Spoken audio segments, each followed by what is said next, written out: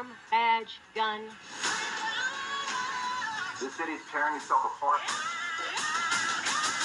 Ready? Hello everybody, welcome back to Screenstars. I'm here today to bring you my review for the 2023 action film Detective Night Independence. The film is written and directed by Edward Drake, and it stars Bruce Willis, Lachlan Monroe, and we have Jack Kilmer, who is the son of Val Kilmer. Now, this is the third in a trilogy of night films. The first one was Detective Night Rogue. The second one was Detective Night Redemption. I have reviewed both of those on the channel. The first one I wasn't impressed with, really. The second one I thought was an improvement on the first one. And this time round we get Bruce Willis's Detective James Knight on home turf, I think. Pretty much it feels for the first time. He is a police officer that doesn't play by the rules. He's got a reputation for doing whatever it takes to get the job done. It's a bit like a modern day Dirty Harry in many ways, I suppose, in regards to his sensibilities and stuff. He just doesn't care. He'll just do He'll just do what needs to be done, and damned by the consequences, sort of thing. Now this time round, each of the films is kind of focused on like a villain or like a group of villains, sort of thing. And this time around we get Jack Kilmer, who we see at the beginning of the film is a paramedic. He doesn't feel respected. You know, he's always had this desire to be a cop, but he wasn't allowed. He was kind of kicked out because he didn't like pass some of the psychological tests and things like that. So he's a paramedic, and he essentially, things just aren't going well for him. He gets ridiculed when he goes into cop bars. He then gets suspended and fired from his job as a paramedic for not following protocol, and being disrespectful to his senior. And then he's like, well, I've tried to live the American dream. I've tried to play by the rules. I'm going to do it my way. So what he does is he steals a cop's uniform and gun, and kind of becomes I hesitate to say vigilante, because it's not really. I think he wants to be a vigilante, and he's trying to live out his fantasy of being a cop, but it soon turns to criminality, and he gets a little bit too much of a kick out of control, power, and having a gun. And then on Independence Day, he decides to pull off a robbery to make some money to pay for his father's, it's like a children's home or a respite centre or something. And as you can imagine, Bruce Willis is not going to stand for that, and it kind of ends in a huge firefight. Right. What are my thoughts on Detective Night Independence? Well, as I've said, the other two films, Detective Night Rogue and Redemption, I have covered on the channel. And I think I said on the last review, Detective Night Redemption, that I thought was an improvement, that I thought it was a shame that these films didn't come in Bruce Willis's career earlier, and with bigger budgets and more talent involved, sort of thing, because the concept and the idea of like a modern day Dirty Harry almost is very interesting, and I think Bruce Willis could have pulled that off pretty well a little bit earlier in his career.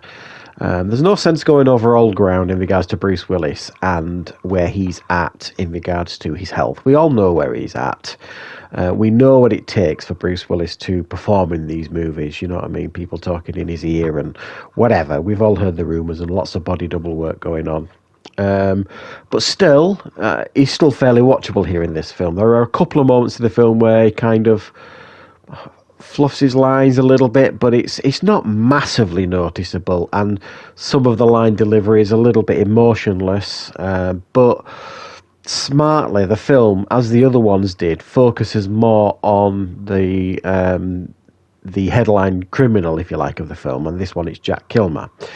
He's essentially the main focus of this film, and you just kind of see Bruce Willis periodically popping up, doing bits and pieces. But for the most part, it focuses on Jack Kilmer and his downfall, you know. And I think his character, Jack Kilmer's character in this film, is easily the most interesting character of all the three films, because you have a sense of empathy towards him. You can empathise with him. You know what I mean? He does a good job as a paramedic, a really hard job. He does get disrespected by the police at the He goes into like a cop bar, and some of the police there ridicule him and essentially assault him.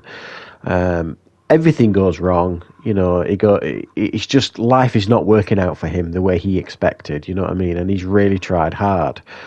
So you can kind of, while you don't necessarily condone his actions, you can understand his actions. He's spiraled down the rabbit hole almost of criminality. So he's by far the most interesting and complex character that I have seen in these three films. And I think Jack Kilmer is actually a rising talent. The first time I saw him was a few years ago, and he looks so much like his dad. And he sounds so much like his dad, so much so that in the Val documentary that came out a couple of years ago, he did the voiceover, Jack Kilmer, because he sounds so much like his dad. And I do think he's quite a talented actor, and I hope he chooses his project wisely going forward, because I think he could position himself as a bit of a player in regards to performances and films. There are, I think, some missed opportunities here in this film. We've got Bruce Willis to try and give Bruce Willis a little bit of a family life, or we understand, he's divorced, he's got a daughter, he's trying to reconnect with his daughter and all this kind of stuff, and you kind of think that's a plot line that's going nowhere, but there's a little bit of a twist at the end that I think was a missed opportunity. I think they could have done far more with the twist at the end of the film, and obviously I'm not going to say what that is in regards to Bruce Willis and his daughter, but I think that could have been handled better and maybe helped the film better a little bit. So yeah, I think this is probably the stronger of the three, which is why I've given it the score I've given it. I don't think it's brilliant. I don't think it's outstanding. I don't think it's anywhere near some of the best films that Bruce Willis has done. I don't think anybody should go into this film thinking that, because you're going to be bitterly disappointed. But what I would say is, if you're a fan of this series of films, the Detective Night films, I think this is the strongest one.